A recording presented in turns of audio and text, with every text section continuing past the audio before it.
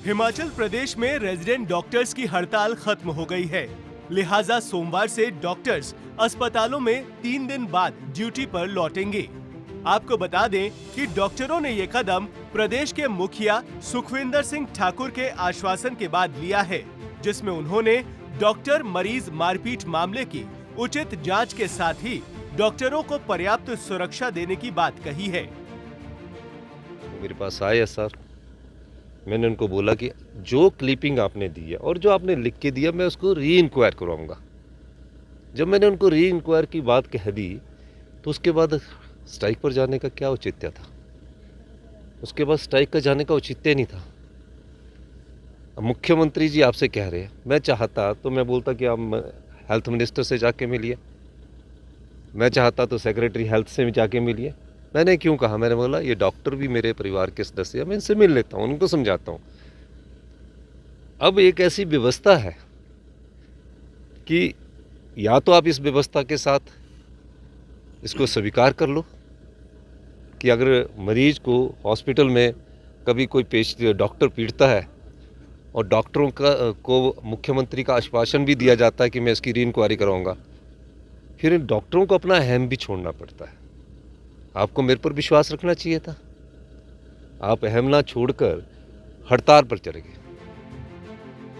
इस दौरान सीएम सुखविंदर ने रेजिडेंट डॉक्टरों की हड़ताल को लेकर नाराजगी भी जाहिर की और हड़ताल को दुर्भाग्यपूर्ण बताया। डॉक्टरों से मेरा अनुरोध रहेगा, मैं आपका परिवार के मुखिया होने के नाते ये बोलना चाहता हूँ कि आप कल से अपनी स्ट्राइक कॉल ऑफ करें और ज्वाइन करें। और मैं ये भी कहना चाहता हूँ कि मैं आईजीएमसी के सीनियर डॉक्टर्स को बुलाऊंगा, उनसे चर्चा करूंगा और जिस इंक्वायरी पर उनको सस्पेंशन हुआ, 2 प्रकार से उनका, एक एसआरशिप से उनका निकाला गया और एक उनको नौकरी से निकाला गया। सरकार की कई प्रकार से रिव्यू होती है, इसमें कोई ऐसा नहीं होता। एक बार महसूस करता है, डॉक्टर भी महसूस करता है, सज़ा मिलती है, दुख होता है, उसके बाद आगे बढ़ा जाता है। ये नहीं है कि किसी चीज़ में रिजिड ही रहना होता है। तो इस दृष्टिकोण से उन्हें पहले स्ट्राइक कॉल ऑफ करें।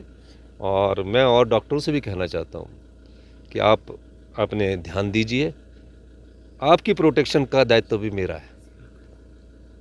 जो लोग उन्हें थ्रेट करते हैं डॉक्टर्स को, जो लोग उन्हें डराते हैं, उनको सुरक्षा देना मेरा दायित्व बनता है, वो भी मेरे परिवार के सदस्य हैं। तो इसलिए मेरा ये अनुरोध रहेगा कि आप घबराइए मत। डॉक्टरों के साथ सरकार किसी एक व्यक्ति के साथ नहीं होती है। सरकार हिमाचल प्रदेश की 75 लाख जनता के साथ है।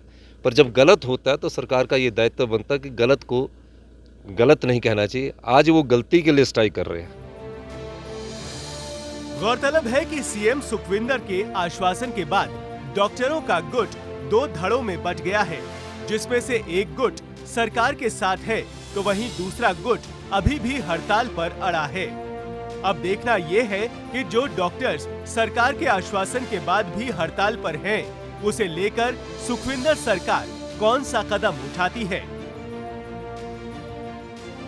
सूर्या समाचार के लिए शिमला से ब्यूरो चीफ अरुण उनियाल की रिपोर्ट।